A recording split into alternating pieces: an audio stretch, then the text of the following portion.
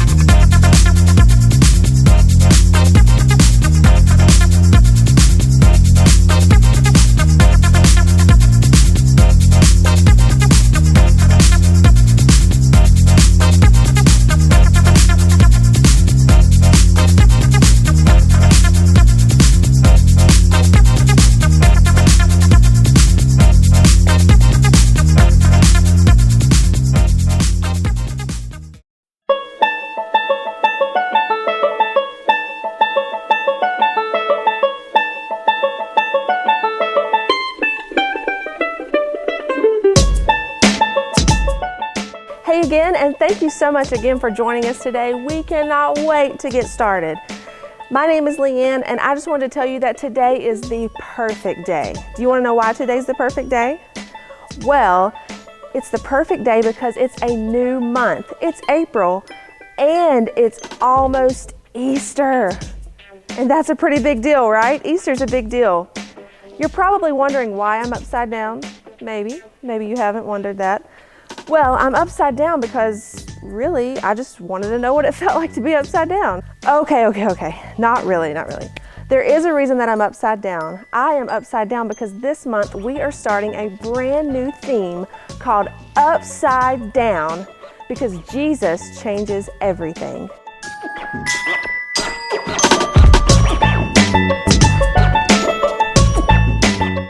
Jesus changed everything when he died on the cross and came back to life. It's like he turned the whole world upside down. He gave us the greatest example of humility.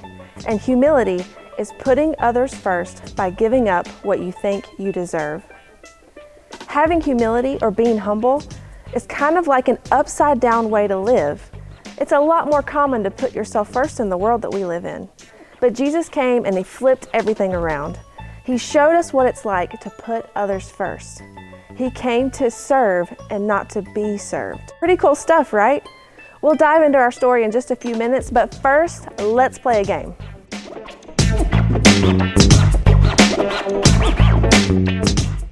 Hey Upward Kids, we're going to play a fun game that you can play together with your family right now. The game is called Cow, Chick, Bunny.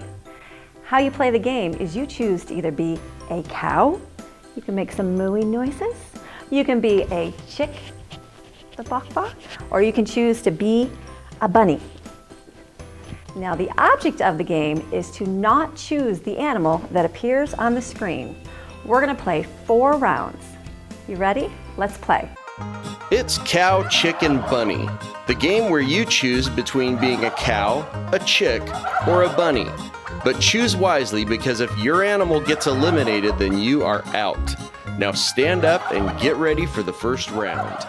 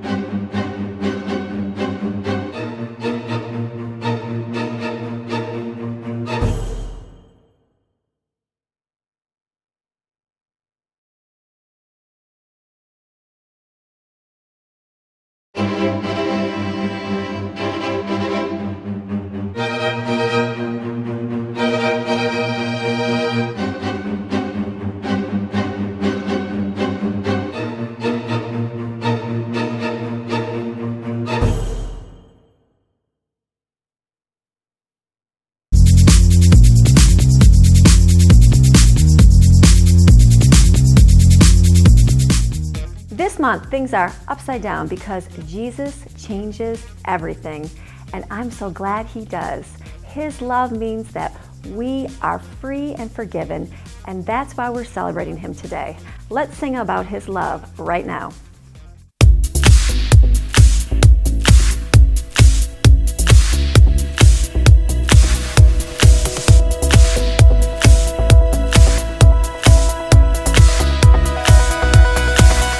I was lost with a broken heart. You picked me up, now I'm set apart.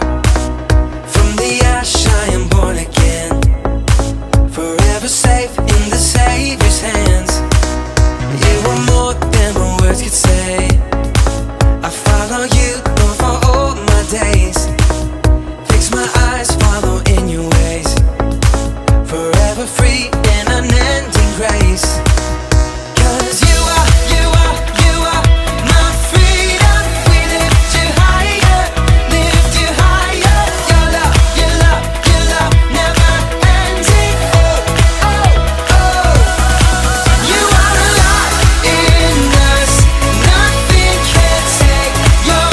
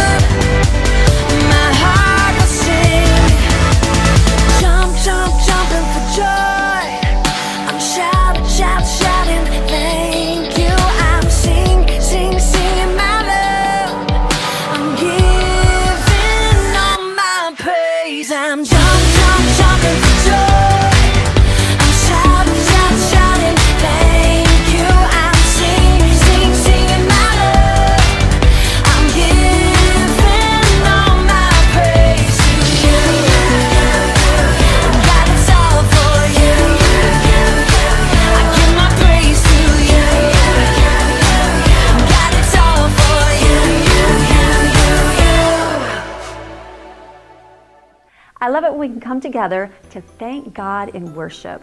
You all can have a seat, but don't get too comfortable because we've got something fun that we're going to do here. I want to welcome you to my furry friend, Mike. Come check him out.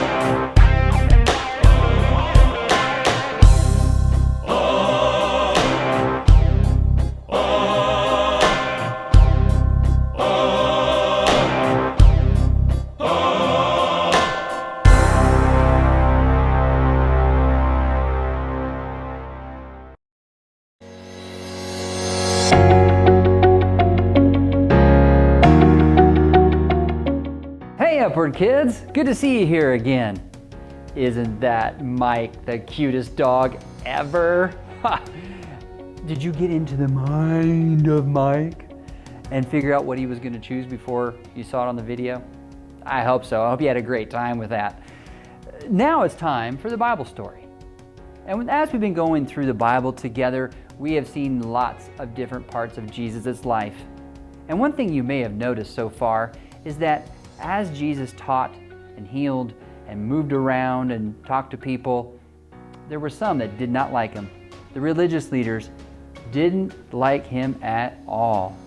And as time went on, they kept trying to come up with ways, plotting, scheming to figure out how they could stop him. But all it seemed to do was fail. And the more and more Jesus went, the more and more people cheered for him and were excited that he was coming and went to go listen to him. Well, things were about to change because the religious leaders had got a plan. They actually got the plan from one of Jesus' own followers, Judas. They told Judas, that is, that if he would hand Jesus over to them, they would pay him 30 pieces of silver. But don't get too worried. Jesus knew that this was going to happen. He knew he was going to have to go along with their plan, and he wasn't going to resist them, and he wasn't going to try to defend himself. Well, let's watch and see how this story unfolds. Just for fun, as you're watching today, maybe as you see people get excited in the video, or sad, or if they cheer, you can make noises that go along with it, just to have some fun with the story. Enjoy. The Bible. It's 66 books of history, stories, letters, and poetry that fit together to form God's one big story. The epic adventure of how He created us and loves us so much that He made a way to rescue us. As we travel through the Bible, from Genesis to Revelation, we discover people who met God and found their lives changed forever. And now for an amazing story, inspired by the book of Matthew, chapter 26, verses 36 through 56. For months, the Jewish religious leaders had been plotting to silence Jesus. He called us pretenders, snakes! On the Sunday before Passover, Jesus entered Jerusalem to great cheers from the crowds. Blessed is the one who comes in the name of the Lord! But even as the crowd swarmed in to see what Jesus would do and say, one of Jesus' closest followers, Judas, went to the religious leaders with a very sneaky plan. What are you willing to give me if I deliver him over to you? How about a cool 30 pieces of silver? Jesus knew these plans, but he also knew that his mission was to face those who hated him and let them take him without defending himself. He prepared his closest friends for this during a Passover meal, and then afterwards led them out of the city toward the Mount of Olives. Judas had already left them. In a little while, you will no longer see me. Then after a little while, you will see me. I came from the Father and entered the world. Now I am leaving the world and going back to the Father. The air cooled as the evening darkened. This very night, you will all turn away because of me. Peter, the most outspoken of Jesus' friends, quickened his step and tightened his hand on the sword he was carrying. All the others may turn away because of you, but I never will. What I'm about to tell you is true. It will happen tonight. Before the rooster crows, you will say 3 times that you don't know me. I may have to die with you, but I will never say I don't know you. Me too. Same. By the time Jesus and his friends reached the Garden of Gethsemane, they were exhausted. Sit here while I go over there and pray. As the other disciples settled in on the cold, rough ground, Jesus took Peter, James, and John along with him to a grove of ancient olive trees. The weight of what was coming pressed down on him. My soul is very sad. I feel close to death. Stay here. Keep watch with me. We're here for you. We got this. Prayers. The 3 friends found seats among the knotted tree roots, and Jesus went on a little further. Then suddenly, he fell down on the ground, face first into the dirt. Words poured out from deep inside. My Father, if it is possible, take this cup of suffering away from me. But let what you want be done, not what I want. After a short time, Jesus returned to his friends. They had all fallen into restless sleep. Jesus touched Peter's arm.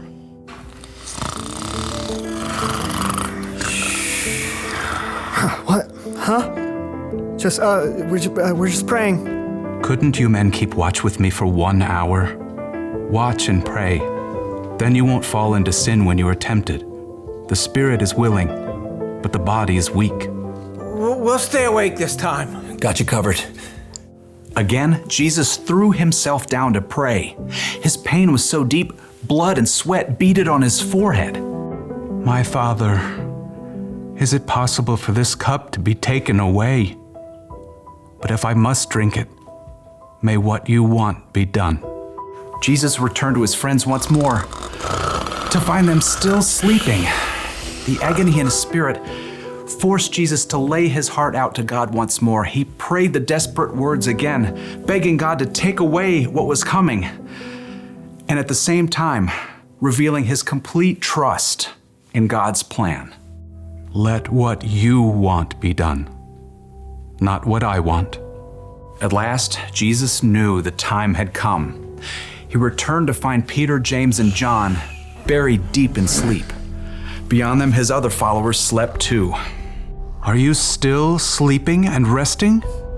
The disciples struggled through a fog of sleep, blinking and yawning. Below them, torchlight showed an angry mob climbing up the hill. The men were waving swords and clubs, shouting as they came. Look, the hour has come. The Son of Man is about to be handed over to sinners. Get up, let us go. Here comes the one who is handing me over to them. Jesus' friends staggered to their feet, and Peter clutched his sword. As the mob marched closer, they could see the man in front of the mob. It was their friend Judas. Judas? What are you doing? The mob had been sent by the Jewish religious leaders. Judas had already explained to them that he would greet Jesus with a kiss, so they would know exactly which man to arrest. Greetings, teacher. Judas ignored the other disciples and went directly to Jesus, kissing him on the cheek in greeting. Jesus drew back and looked Judas directly in the face. Friend, do what you came to do. The mob surged forward as the disciples just stood there, frozen and confused. As men grabbed Jesus, Peter suddenly sprang to life, awkwardly drawing his sword. Should we use our swords? Peter didn't wait for an answer, but he struck out wildly. His blade sliced right through the ear of the high priest's servant. Oh! Stop this! Jesus touched the servant's ear. Immediately, he was healed. Put your sword back in its place. Do you think I can't ask my Father for help? He would send an army of more than 70,000 angels right away. But then how would the scriptures come true? They say it must happen in this way. Jesus turned back to the mob and the men who held him. They hovered there, uncertain, in the flickering light of their torches. Am I leading a band of armed men against you? Do you have to come out with swords and clubs to capture me? Every day I sat in the temple courtyard teaching, and you didn't arrest me. But all this has happened so that the words of the prophets would come true. No one could respond to Jesus. Instead, they arrested him and led him away. And his friends who said they'd be with him through anything ran away. Jesus made the choice that would bring life to everyone, but that would cost him everything.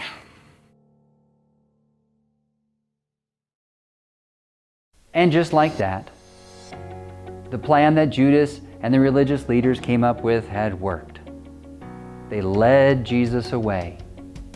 And Jesus did not resist them, and he didn't try to defend himself. He let them do what they had planned to do. To make it even worse, all of Jesus' friends ran away and hid. Jesus was all alone. Now, think about the part of the story when Jesus prayed in the garden and what he was asking the Father for. He was asking his Father, is there another way to help these people that doesn't involve the plan that the religious leaders came up with? But in the end, Jesus said this, not my will, Father, but your will be done. And when saying that, he was willing to give up what he wanted so that the plan that God had made could take place. Jesus was willing to put others first. And you and I can do that too. In fact, when you and I want to be like Jesus, well, we are going to put others first. And that's the bottom line today. Put others first.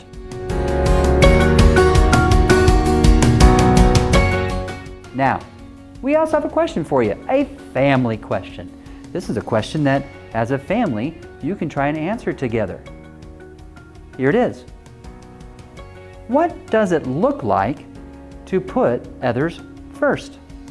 Take a minute and try and answer that question together.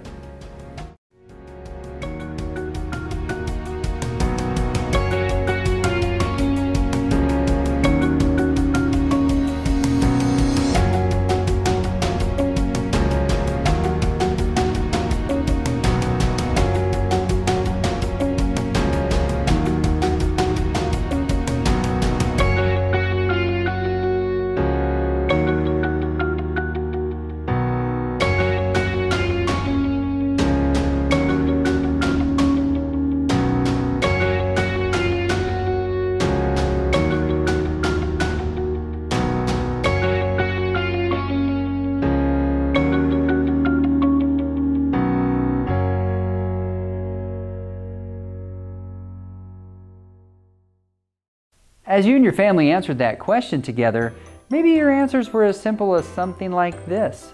Maybe you and your family were going to play a game together, or maybe with some of your friends, and You know that the other person likes to play the game a certain way that you don't really like. But because you want to put them first, you were willing to play it their way. Or maybe there's a situation where you have to take turns and you really like being first, but you know that it would merely make someone's day to put them first, so you let them go first before you.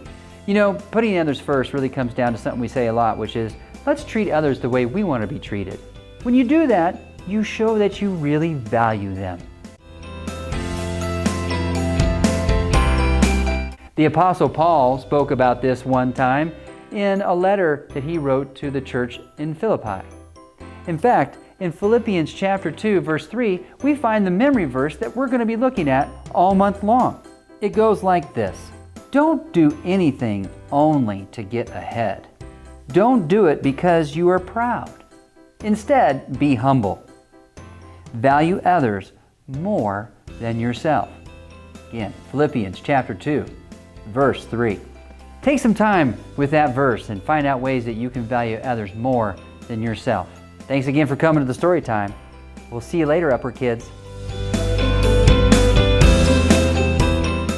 This is what God's big story was leading up to all throughout history. This was why God sent Jesus in the first place.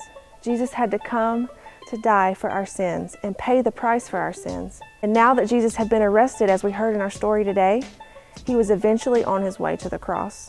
Through it all, through everything, Jesus chose humility. He chose to put others first, and he chose to put us first. As we remember his example, we can choose to live in the same way. We can choose to put others first. Well, guys, that's all we have for today. Thank you again for joining us for our first week of Upside Down. We hope you enjoyed it. Before we go, I want to encourage you to go and download the ParentCue app. The ParentCue app is an awesome way for you to stay connected to what we're learning in Upward Kids. Kids can watch our Bible story videos on the app. You can also download conversation guides and other things that can help you continue the discussion at home this week. We also have a huge announcement. Next week, we're going to be hosting an awesome experience called Easter Jam. It's an Easter experience big enough for the entire family. So make sure you don't miss next week. We will be posting when to expect that to go live, and we hope that you and your family can join us. If you have family or friends that didn't get to enjoy Upward Kids Live this week, make sure to share this video with them, and we can't wait to see you back next week.